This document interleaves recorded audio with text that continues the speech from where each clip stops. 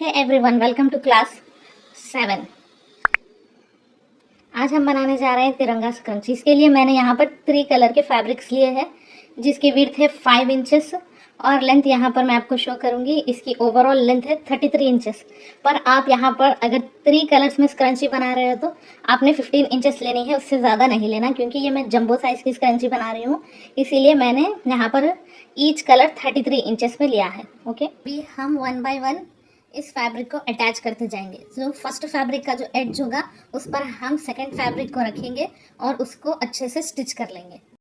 Then हम हमारे third fabric को भी स्टिच कर देंगे। तो आप यहाँ पर देख सकते हैं, फर्स्ट मैंने ऑरेंज कलर फैब्रिक प्लेस किया है, उसके ऊपर मैंने वाइट कलर फैब्रिक को प्लेस किया है। सो हम यहाँ पर इस पर डबल स्टिच लगाकर इसको अच्छे से सिक्योर कर लेंगे ताकि ये लूज ना हो। ओके, सो इस पर मैंने नॉर्मल सी सिलाई ही लगाई है। सो ये हमारा 2 फैब्रिक्स अटैच होकर रेडी हो चुका है। देन मैं यहाँ पर वाइट फैब्रिक पर ग्रीन वाला फैब्रिक प्लेस करूँगी और हम इन दोनों को भी अच्छे से अटैच कर लेंगे। यहाँ पर भी मैंने 2 टाइम्स स्टिच लगाया है ताकि ये अच्छे से स्ट्रॉन्ग रहे, मतलब ये सिलाई मजबूत रहे। सो ये हमारा स्टिचिंग का यहाँ पर ये स्टेप 1 प्रोसेस कंप्लीट हो चुका है। अभी मैं बताती हूँ कि आपको इसको कैसे स्टिच करना है। सो हम इसको रिवर्स कर लेंगे। जो आपको स्टिचेस दिखाई दे रहे हैं इसको आउटसाइड रखना है आपने। देन आपको क्लॉथ को सेंटर से फोल्ड करना है। सो जो हमारे 5 इंचेस है, फोल्ड करने पर ये स्ट्रिप 2.5 इंच की हो जाएगी। सो हमारा स्क्रंची का साइज़ क्या होगा, 2 इंचेस होगा, क्योंकि हम यहाँ पर जब स्टिच लगाएंगे साइड में तो वो हाफ इंच स्टिचेस से सिलाई में चले जाएंगे और जो रिमेनिंग स्क्रंची बचेगी वो 2 इंच की होगी। सो स्टार्टिंग में जब आप स्टार्ट कर रहे हो तो स्टार्टिंग मेन जो जहाँ पर फैब्रिक है वहाँ पर आपको स्टिच नहीं लगाना है, आपने 2 इंचेस फैब्रिक को लीव कर देना है। 2 इंचेस फैब्रिक लीव करके उसके बाद आपने स्टिच लगाना है। सो ऐसा क्यों करना है मैं आपको आगे चलकर बताऊँगी। सो यहाँ पर मैंने अपने 1.5 मीटर के फैब्रिक को अच्छे से स्टिच कर लिया है। आपको अपने हाथों से इसको सेट करना है, क्योंकि अगर बीच बीच में इसमें अगर क्रीज आएंगे तो ये अच्छा नहीं लगेगा। सो आपने क्रीज को सही करते हुए इन्हें अच्छे से प्लेस कर कर अच्छे से स्टिच लगानी है। सो यहाँ पर हम एंड की तरफ आ चुके हैं। सो एंड पर भी एग्जैक्टली आपको ऐसे ही करना है। 2 इंचेस फैब्रिक को लीव करना है, देन आपको अपनी सिलाई एंड कर देना है। सो स्टार्टिंग में हमने 2 इंचेस फैब्रिक लीव किया है और एंडिंग में 2 इंचेस फैब्रिक लीव किया है। ये स्क्रंची मशीन मेड है, ये टोटली मशीन पर ही बनेगी, इस पर हैंड स्टिचिंग की कोई ज़रूरत नहीं होती है। सो यहाँ पर मैं एक लूप टर्नर ले लूँगी और इसको हम इस फैब्रिक को टर्न करने के लिए यूज़ करेंगे। सो यहाँ पर हमारा जो स्ट्रिप था स्क्रंची का, जितना भी था total fabric A to Z, मैंने सारा ही टोटल इस लूप में लगा दिया है और यहाँ पर हमने लूप को लॉक कर लिया है। अभी यहाँ पर हम स्ट्रेच करके इस फैब्रिक को ना रिवर्स करना स्टार्ट करेंगे। सो 1 बाय 1 हम इसको रिवर्स करते जाएंगे तो ये कम्प्लीटली टोटल फैब्रिक बहुत ही ईजिली ये रिवर्स हो जाता है, क्योंकि लूप टर्नल है ही इसीलिए कि आपका काम आसान कर सके। सो यहाँ पर मेरा टोटल फैब्रिक रिवर्स हो चुका है, अब ये सीधा हो चुका है। आप इस क्रंची को सैटिन, ऑर्गेन्जा, क्रेप, जॉर्जेट किसी भी फैब्रिक में बना सकते हो। सो अभी मैं आपको शो करूँगी जो हमने 2 इंचेस का जो क्लॉथ हमने लीव किया था ना, अब हम उसको होल्ड करेंगे। जो स्टार्टिंग का जो पॉइंट था उसको और जो एंडिंग का जो एड्ज था ना उसको, इन दोनों को हम कंबाइन करके ऐसे साथ में हम इसको प्लेस करेंगे।